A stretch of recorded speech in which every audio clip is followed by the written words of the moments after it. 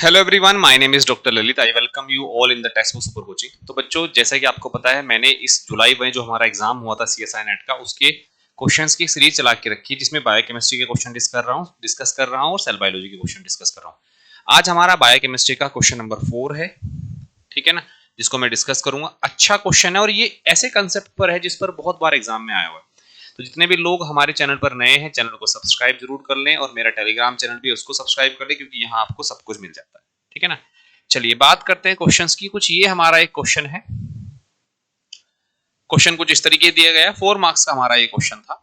यहां पर लिखा है, हमें बताया, पूछा गया है, during the physical exercise a large amount of oxygen is delivered to the active muscles by many physiological adjustment including change in P50 value, partial pressure जो है हमारा ऑक्सीजन का, which determined by PO2 at which hemoglobin is half saturated with oxygen। P50 हम उस oxygen concentration को बोलेंगे, या concentration में टर्म यूज करना सही नहीं होगा क्योंकि गैस है हमारा, तो हम लोग पार्शियल प्रेशर के रिस्पेक्ट में इसकी बात करते हैं। तो बेसिकली P50 मतलब वो पार्शियल प्रेशर है ऑक्सीजन का जिस पर जो प्रेजेंट हीमोग्लोबिन है वो 50% सैचुरेटेड है विद ऑक्सीजन। कुछ स्टेटमेंट यहां दिए गए हैं, हमको बताना है कि इन स्टेटमेंट में से कौन सा कॉम्बिनेशन ऑफ स्टेटमेंट जो है वो करेक्ट स्टेटमेंट है, ठीक है ना। तो the following propose statement explain the mechanism of change in P50 during exercise. P50 में चेंज, तो यहां पर लिखा है, पहला स्टेटमेंट लिखा है P50 is increased during exercise as the temperature rise in the active muscles. तो ये बात तो सही है हमारी कि एक्टिव मसल्स में टेम्परेचर जो है हमारा ड्यूरिंग एक्सरसाइज राइज होता है, लेकिन क्या इसके राइज होने से P53 इंक्रीज होता है? स्टेटमेंट ये, तो आंसर इज यस। अगर हम एक ग्राफ को देखें, लुक एट दिस ग्राफ, ये हमारा ऑक्सीजन का बाइंडिंग कर्व है। इस कर्व की हम लोग बात करें, सपोज ये सेंटर में हमारा एक नॉर्मल कर्व है, सेंटर वाला, this is the normal curve. अब ये राइट साइड शिफ्ट होगा या लेफ्ट साइड शिफ्ट होगा?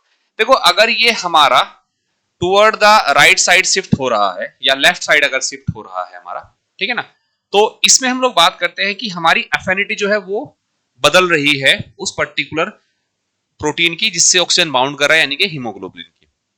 अगर ये हमारा राइट साइड शिफ्ट होता है तो उस केस में हमारा पार्शियल प्रेशर जो है इंक्रीज होता है, P50 जो है वो हमारा इंक्रीज होता है। सपोज पहले P50 का मतलब जहां हमारा 50% सैचुरेशन है, और सपोज ये हमारा एक पॉइंट है जहां पर हमारा 100% सैचुरेशन है, ठीक है।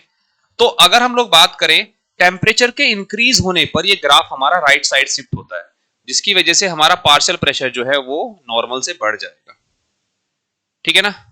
नॉर्मल से क्या हो जाएगा हमारा, बढ़ जाएगा। अगर हम ग्राफ को यहाँ प्लॉट करें, जैसे यहाँ पर जो है PO2 27 के अराउंड है, दैट मींस अब वो बढ़कर जो है 30 के अराउंड जो हमारा चला जाएगा, ठीक है ना।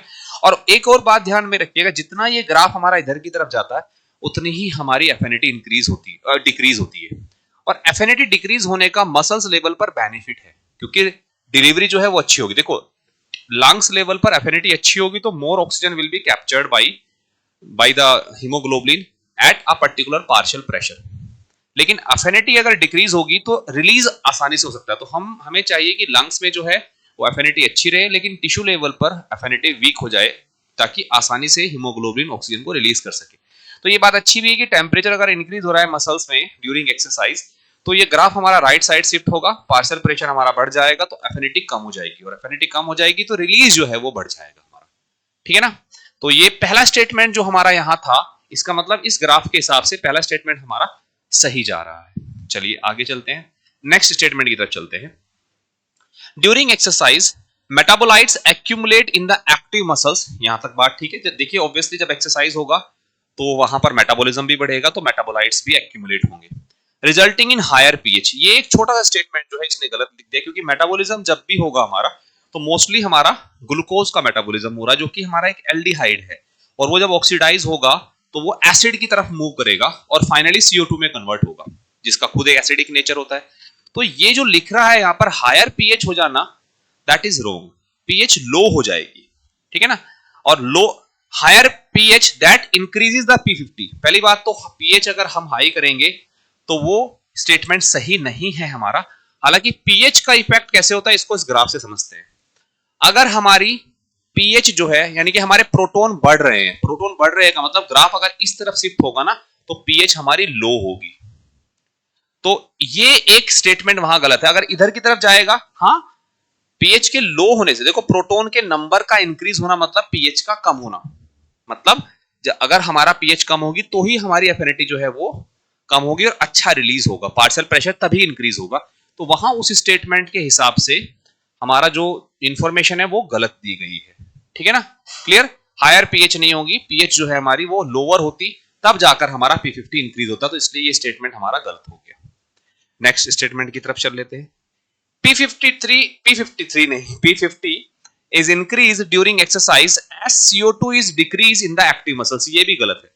जब हम बात करते हैं CO2 के डिक्रीज होने से P50 हमारा जो है वो कम होगा, क्योंकि ग्राफ जो है हमारा, अगर हम यहां ध्यान से देखें, इस ग्राफ में सारे आंसर है हमारे।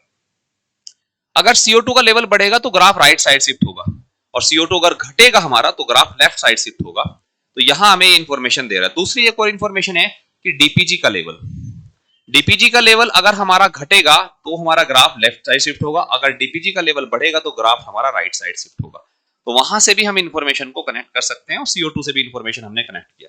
नेक्स्ट है an increase in the 2 DPG has been reported in non trained muscle. हम मान सकते हैं कि जो नॉन ट्रेन्ड मसल्स हैं या नॉन ट्रेन्ड पर्सन है, मसल्स की बात कर ले, जो नॉन ट्रेन्ड पर्सन है वो जल्दी से जल्दी हमारा जो है उसकी बॉडी के अंदर ये 2 BPG का लेवल जो है बढ़ने लगेगा। अच्छा, ये सिचुएशन हमें और कहां मिलती है? अगर हम कभी एकदम से अचानक से हायर एल्टीट्यूड पर चले जाते हैं as compare to the person already living at the higher altitude, और जो अभी अभी वहां पहुंचा है, तो उस केस में भी एडजस्टमेंट के लिए बीपीजी का लेवल जो है या डीपीजी का लेवल जो है वो हमारा बढ़ जाता है। तो ये स्टेटमेंट भी सही है कि increase DPG level with increase P50, यानी कि लेस अफिनिटी आसानी से रिलीज हो जाएगा। तो यहां ये दो स्टेटमेंट हमारे राइट हो जाते हैं, स्टेटमेंट नंबर ए और स्टेटमेंट नंबर डी, जिसके हिसाब से हमारा आंसर हो जाता है इसका 4। आई होप आप लोगों को समझ में आया होगा, आप लोगों ने एक्सप्लेनेशन को एंजॉय भी किया होगा। तो लाइक भी जरूर कर दीजिएगा सारे बच्चे, और चैनल को हमारे सब्सक्राइब भी करके रखिएगा। सारे क्वेश्चंस मैं यहाँ आपसे सॉल्व कराऊंगा। 30 से 32 नंबर की हमारी बायोकेमिस्ट्री जो है वो पूछी गई थी। Thank you so much everyone, bye bye.